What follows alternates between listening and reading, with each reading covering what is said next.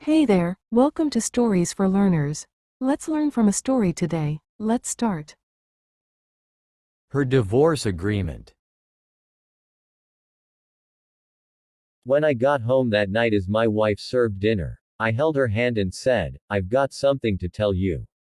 She sat down and ate quietly. Again I observed the hurt in her eyes. Suddenly I didn't know how to open my mouth. But I had to let her know what I was thinking. I want a divorce. I raised the topic calmly. She didn't seem to be annoyed by my words, instead she asked me softly, "Why?" I avoided her question. This made her angry. She threw away the chopsticks and shouted at me, "You are not a man." That night, we didn't talk to each other. She was weeping. I knew she wanted to find out what had happened to our marriage. But I could hardly give her a satisfactory answer. She had lost my heart to Jane. I didn't love her anymore. I just pitied her. With a deep sense of guilt, I drafted a divorce agreement which stated that she could own our house, our car, and 30% stake of my company. She glanced at it and then tore it into pieces. The woman who had spent 10 years of her life with me had become a stranger. I felt sorry for her wasted time, resources and energy, but I could not take back what I had said, for I loved Jane so dearly. Finally she cried loudly in front of me, which was what I had expected to see. To me her cry was actually a kind of release. The idea of divorce which had obsessed me for several weeks seemed to be firmer and clearer now. The next day, I came back home very late and found her writing something at the table. I didn't have supper but went straight to sleep and fell asleep very fast because I was tired after an eventful day with Jane. When I woke up, she was still there at the table writing. I just did not care, so I turned over and was asleep again. In the morning she presented her divorce conditions. She didn't want anything from me, but needed a month's notice before the divorce. She requested that in that 1 month we both struggle to live as normal a life as possible. Her reasons were simple. Our son had his exams in a month's time and she didn't want to disrupt him with our broken marriage. This was agreeable to me. But she had something more. She asked me to recall how I had carried her into our bridal room on our wedding day. She requested that every day for the month's duration I carry her out of our bedroom to the front door every morning. I thought she was going crazy.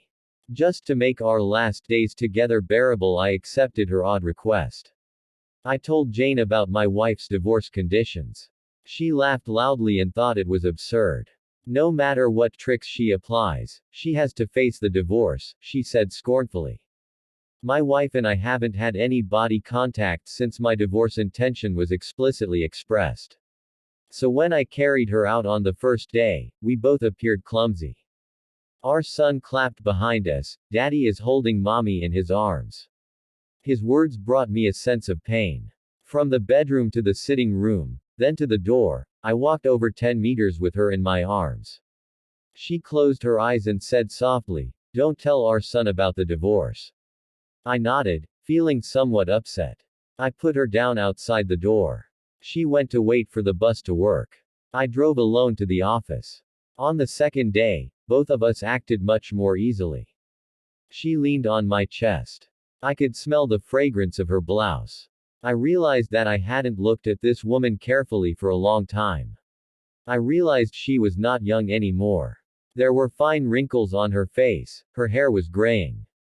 Our marriage had taken its toll on her. For a minute I wondered what I had done to her. On the fourth day, when I lifted her up, I felt a sense of intimacy returning. This was the woman who had given 10 years of her life to me. On the fifth and sixth day, I realized that our sense of intimacy was growing again. I didn't tell Jane about this. It became easier to carry her as the months slipped by. Perhaps the everyday workout made me stronger. She was choosing what to wear one morning. She tried on quite a few dresses but could not find a suitable one. Then she sighed, "All my dresses have grown bigger." I suddenly realized that she had grown so thin. That was the reason why I could carry her more easily. Suddenly it hit me, she had buried so much pain and bitterness in her heart. Subconsciously, I reached out and touched her head. Our son came in at the moment and said, "Dad, it's time to carry mom out." To him, seeing his father carrying his mother out had become an essential part of his life. My wife gestured to our son to come closer and hugged him tightly.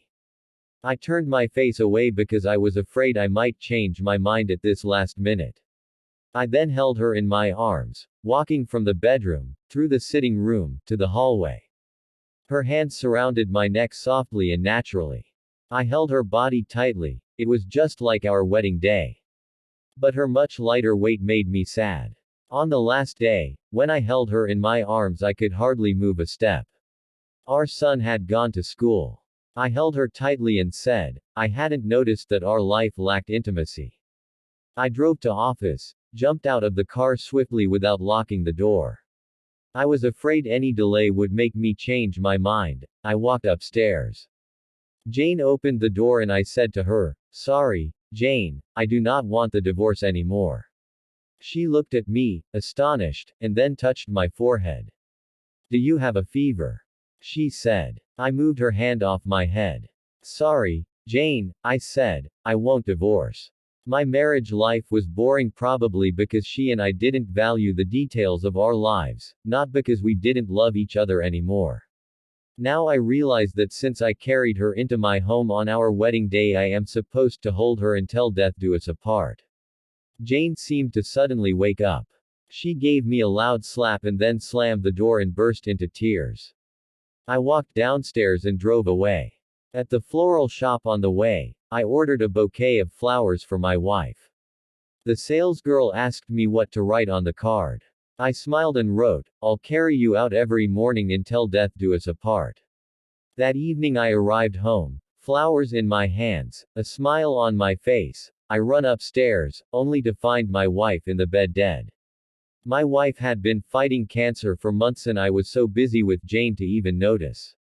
She knew that she would die soon and she wanted to save me from whatever negative reaction from our son, in case we push through with the divorce. At least, in the eyes of our son, I'm a loving husband. The small details of your lives are what really matter in a relationship. It is not the mansion, the car, property, the money in the bank. These create an environment conducive for happiness but cannot give happiness in themselves. So find time to be your spouse's friend and do those little things for each other that build intimacy. If you are not in a relationship now, remember this for the second or third time around.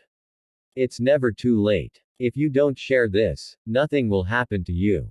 If you do, you just might save a marriage. Many of life's failures are people who did not realize how close they were to success when they gave up.